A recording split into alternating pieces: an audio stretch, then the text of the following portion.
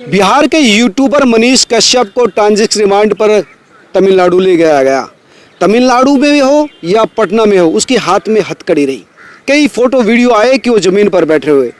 एक पत्रकार, एक इंजीनियर को इस तरह से हथकड़ी में रखना, ज़मीन पर बैठाना कानूनी दृष्टिकोण से कितना उचित है या ये फिर अपराध है?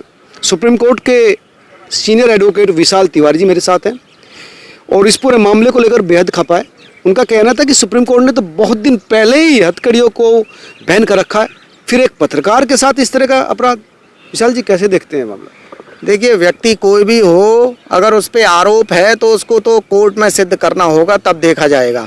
लेकिन उसकी ह्यूमन राइट्स ख़त्म नहीं होती हैं।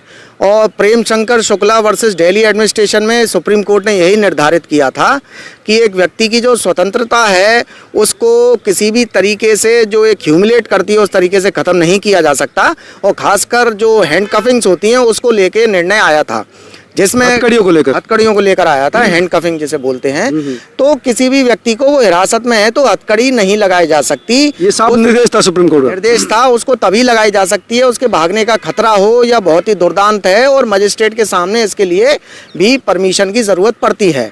तो सुप्रीम कोर्ट ने कहा कि आप किसी भी व्यक्ति को हिरासत में रखते हैं, आपको ज़्यादा लगता है कि खतरनाक अपराधी है तो उसको बख्तरबंद गाड़ियों में लाइए, अपना पुलिस बल फोर्स है उसके हिसाब से यूज़ कीजिए। लेकिन ये नहीं कि उसको सीधी हथकड़ी लगाकर उसको परेड कराएं। और कोर्ट हॉल में तो कतई नहीं ले जाया जा सकता जब तक कि जज की परमिशन ना हो। तो किसी को हथकड़ी लगाना, उसको ह्यूमिलेट करना, ये उसकी ह्यूमन राइट्स का वायलेशन है और सुप्रीम कोर्ट के निर्देशों की भी अनदेखी है और कंटेम्प्ट की श्रेणी में आता है। कंटेम्प्ट यानी अवमानना, सुप्रीम कोर्ट की अवमानना अब तमिलनाडु पुलिस और बिहार पुलिस कर रही है इस मामले में। आप समझ सकते हैं, अतीक अहमद इलाहाबाद लाया गया साबरमती आश्रम, लेकिन उसके हाथ में हथकड़ी दिखाई नहीं देगी आपको। बंद गाड़ी में जरूर आया लेकिन उसके हाथ में हथकड़ी नहीं थी। उसका भाई अशरफ आया लेकिन उसके हाथ में हथकड़ी नहीं थी। तो क्या मनीष जो है अतीक से भी ज़्यादा खतरनाक है, अशरफ से भी ज़्यादा खतरनाक है? जो उसके हाथ में हथकड़ी, जब वो एयरपोर्ट पर था, जब वो जहाज में था, तब उसके हाथ में हथकड़ी, और यहाँ बिहार में भी उसके हाथ में हथकड़ी। बिल्कुल कि कोई भी अगर खतरनाक अपराधी है, जैसे अतीक का एग्जाम्पल दिया आपने, उसको बख्तरबंद गाड़ियों में लाया गया, पूरी सुरक्षा थी, तो यह सब पुलिस को पालन करना होता है। सिर्फ हथकड़ी को रस्सा डाल के किसी आदमी को परेड कराओ, यह उसकी ह्यूमन राइट्स का वायलेशन है। और अगर वह मामला बनता है तो वह बिल्कुल राज्य सरकार से कंपनसेशन भी मांग सकता है और कार्रवाई की भी मांग कर सकता है। कंपनसेशन मतलब उस जुर्माना कर सकते कि आपने मेरी जो है अवमानना की है, जो उसकी ह्यूमन राइट्स का वायलेशन हुआ है, फंडामेंटल राइट्स का वायलेशन हुआ है, उसके बेस पर वह कंपनसेशन मांगने का भी हकदार है और कार्रवाई भी करवा सकता है उन अधिकारियों पर। अगर किसी फैसले की अनदेखी हुई है, अगर डायरेक्शंस का ढंग से पालन नहीं किया गया है, गैर कानूनी तरीके से पालन अगर किया गया है और यह कोर्ट में सिद्ध कर देता है वह व्यक्ति, तो कार्रवाई की भी मांग कर सकता है। ये तो फोटो आपने भी देखे होंगे, वीडियो वायरल हो चुके हैं कि किस तरह से के हाथ में हथकड़ी थी। ये तो साफ साफ मतलब दिखाई दे रहा है। वीडियो पढ़ा लिखा व्यक्ति है, पत्रकार जैसा कि बताया गया है, तो इंटेलेक्चुअल्स को इस तरह से बिहेवियर का तो मैं कतई समर्थन नहीं करता। और जो प्रक्रिया होती है उसके तहत सब पे आरोप लगते हैं। क्या प्रक्रिया है? अगर 7 साल से कम का अपराध है या 7 साल तक की सज़ा है उस अपराध में, तो पहले नोटिस देना पड़ेगा, तब गिरफ्तारी की जा सकती है। उसके लिए भी एक उचित आधार मेंशन करना होता है इन्वेस्टिगेटिंग ऑफिसर को, ये नहीं कि डायरेक्ट जाकर किसी को भी अरेस्ट कर लो। और वो भी सुप्रीम कोर्ट की गाइडलाइन से अगर उनकी अनदेखी की गई है 41 CRPC की गिरफ्तारी में, तो उसके लिए भी कंटेम्प्ट जो हाई कोर्ट है संबंधित उसमें दायर हो सकता है और हाई कोर्ट को वो कंटेम्प्ट सुनना पड़ेगा। यह भी सुप्रीम कोर्ट के डायरेक्शंस हैं। तो अगर किसी भी लॉ पुलिस पे भी लागू होता है और जो आरोप जिस पे लग रहे हैं उस पे लागू होता है। ये नहीं कि किसी पे आरोप है तो फिर उसके सारे राइट्स खत्म हो गए, आप उसको एक तरह से एनिमल की तरह या एक तरह से गुलाम की तरह ट्रीट करोगे। उसका सम्मान, उसकी डिग्निटी, राइट टू डिग्निटी जो कि आर्टिकल 21 कॉन्स्टिट्यूशन ऑफ इंडिया के तहत मेंटेन की गई है, उसको रखना ही पड़ेगा। आप बात कर रहे हैं जमीन पर बैठे हुए की फोटो सामने आई, वहाँ फोटो आई तो जाहिर सी बात है वो फोटो कैसे रिलीज की गई है, क्योंकि पुलिस वाले ने तो ली नहीं। अगर ली होगी तो जमीन पर बैठा था पलोथी में वो। अब बिल्कुल इस तरह की जो ह्यूमिलिएशन की जो एक्टिविटीज़ की गई हैं और अन्य केसों में भी देखा गया है, कई बार की जाती हैं।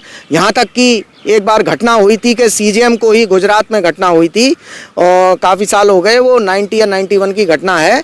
एक सीजेएम को ही एक पुलिस एसएचओ द्वारा हथकड़ी लगा के लाया गया, झूठे केस में फंसाया गया। हालांकि बाद में उस एसएचओ की, वहाँ के एसएसपी की भी सुप्रीम कोर्ट द्वारा अवमानना के केस में सजा की गई और यह माना गया कि यह कृत्य बिल्कुल ही गलत था। तो इसी तरह से कई केसेस होते हैं, उसके लिए गाइडलाइंस हैं, लेकिन मेन जो गवर्नमेंट पर ही जिम्मेदारी आती है कि उसका प्रशासन, उसका पुलिस प्रशासन इन गाइडलाइंस की किस तरह से पालना कर रहा है या नहीं कर रहा है। और अगर नहीं कर रहा है तो उनके विरुद्ध गवर्नमेंट का पूरा दायित्व है कि उनको कार्रवाई करे और उनके खिलाफ एक्शन ले। यानी बिहार सरकार को देखना होगा कि हो क्या रहा है।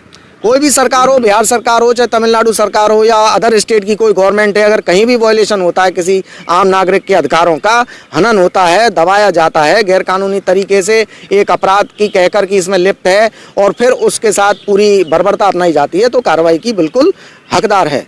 जब तक वो आरोप सिद्ध ना हो जाए तब उसके बाद भी मतलब उसके जो मौलिक अधिकार हैं उसका तो सम्मान किया जाना चाहिए। देखिए, मौलिक अधिकार सबके बने रहते हैं, आरोप सिद्ध होना या ना होना वह न्यायालय की बात है। न्यायालय में सिद्ध करेगा प्रोसिक्यूशन तो सिद्ध करेगा तो सिद्ध होगा, नहीं होता है तो वह जो भी व्यक्ति है वह बरी होगा, एक्विटल होगा उसका, लेकिन उसके फंडामेंटल राइट्स को ख़त्म नहीं किया जा सकता।